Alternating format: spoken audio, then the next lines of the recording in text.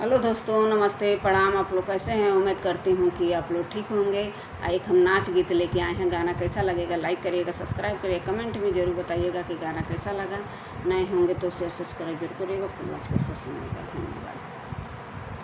किनले रहनी धमाका सड़िया बस्ती सहरिया जाय के, किनले रहनी धमाका सड़िया बस्ती सहरिया जाय के, फरलाए राजा जी सड़िया फरलाए राजा जी, अड़िया में दबाई के सड़िया फरलाए राजा जी, अड़िया में दबाई के, किनले रहनी धमाका सड़िया बस्ती सहरिया जाय के, किनले रहनी धमाका सड़िया बस्ती सहरिया जाय के, फरलाए राजा जी, अड़िया में दबाई के सड़िया फरलाए राजा जी, अड़िया में दबाई के, किनले रहनी धमाका सड़िया बस्ती सहरिया जाय के, रे बस्ती सहरिया जाय के, फरलाए राजा जी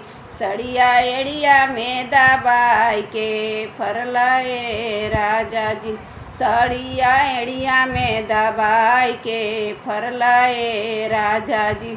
साड़ी के किनार रहल मोती ऐसे भारी, साड़ी के किनार रहल मोती ऐसे भारी, बिनु मोह माया के तू दिहला सारी, बिनु मोह माया के तू दिहला सारी, बिनु मोह माया के तू दिहला सारी, साड़ी के किनारा रहल मोतिया से भारी, बिनु मोह माया के तू दिहला लसारी, काटे ले लगलिया तू तेरी दिहला बलिया, काटी लिहला गलिया तू तूरी दिहला बलिया, झुमुका झूलनिया काहे तुरलाए राजा जी, झुमुका झूलनिया काहे तुरलाए राजा जी, झुमुका झूलनिया काहे तुरलाए राजा जी,